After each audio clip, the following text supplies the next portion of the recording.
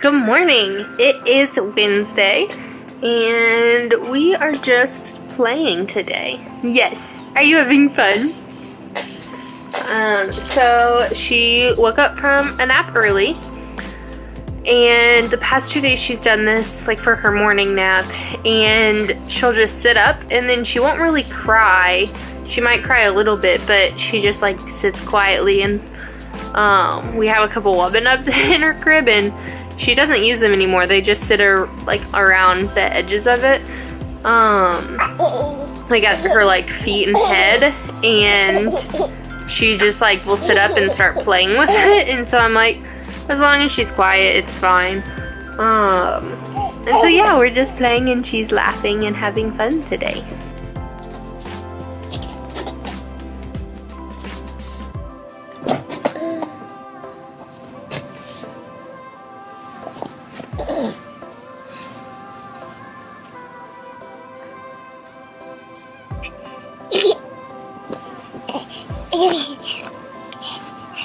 Want your donkey?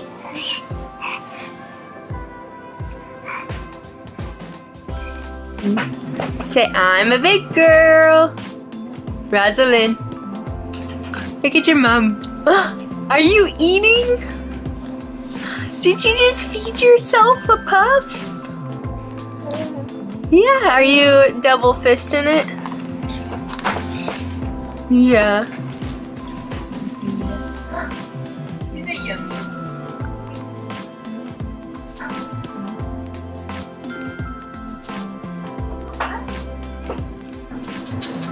Luna.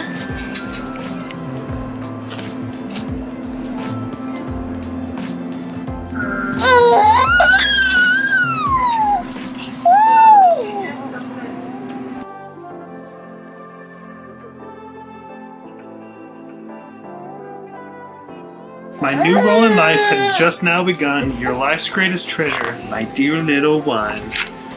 Of all the children that ever could be, you are the one made just for me. Awed and amazed, This video took a very unexpected turn. It's now the next morning, and I never did anything else last night. I don't know if Rosalind is going through a growth spurt. I know the next growth spurt's supposed to be at like 9 months. She's just about to hit 8, so I don't know if she's going through that early or if it's like an 8-month sleep regression. I know some babies go through that. I don't know. Like, we thought last week when she was having sleeping problems that it was allergies, which I do think it was last week. And then we saw a third tooth, and now she's just like not going down for anything.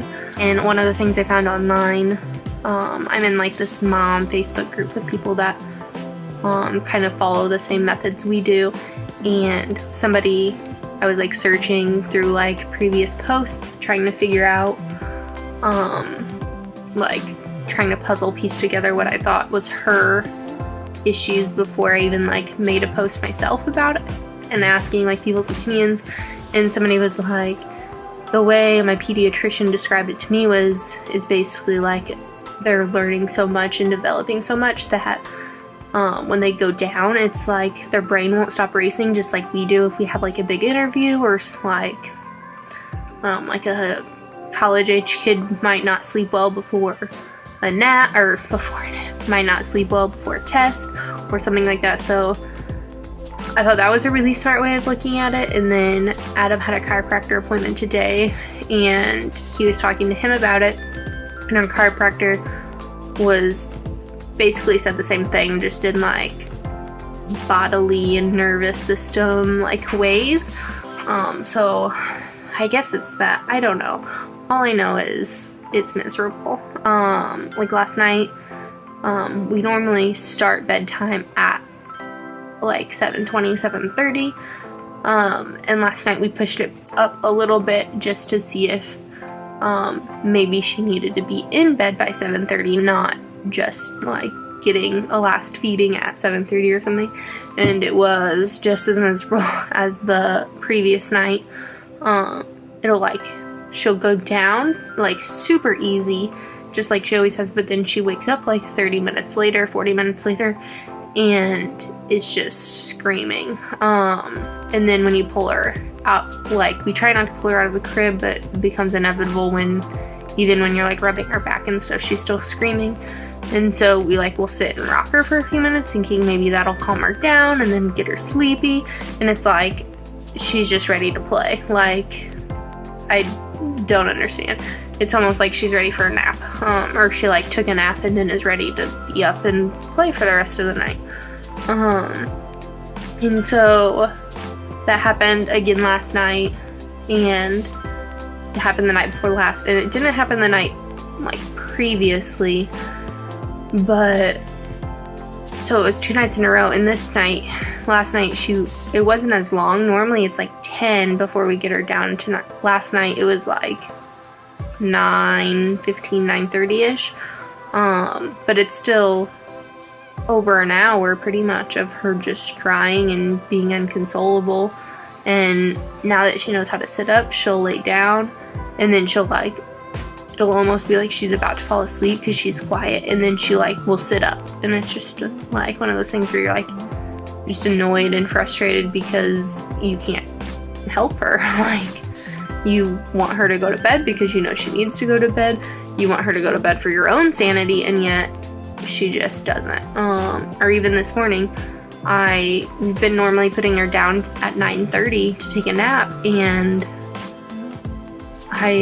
she's like, the past few days has been crabby at like 9, and so I'll put her down and she'll just not go to bed for an hour. And it's the same way at night where she's unconsolable. If you pull her out, she's ready to play, and she's not at the age where she doesn't need naps. She definitely still needs them.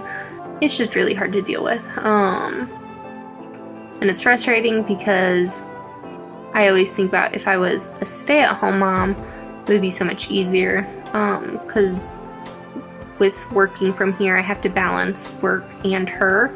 And don't get me wrong, I love it. The positives outweigh the negatives by a landslide. But it's hard because I feel like no matter what I'm doing, I'm constantly letting somebody down. It's now 9:15. I only have 45 minutes to work. And I'll be able to work a little bit later, and I'll catch up with it, or even like if I have to work at night or something. When Adam's home, it's not that big of a deal, but it's just so inconvenient, and it makes it just hard. I don't know. I feel like she was a really easy baby, and then the past week, all of that's just out the window. And I know she'll get back to being an easy baby, but I think it's that I honestly think that she spoiled us in a way, because she has been so great and so easy, that now that she's not, it's terrible. I really don't know anything about being a parent outside of dealing with Rosalind. If you like this video, make sure to like and subscribe, and check out our socials in the links down below, and check out beardandthebraid.com, because that's a blog and I write things. They probably aren't perfect, but they're pretty cool. At least I think so. Anyways, see you later. Bye guys.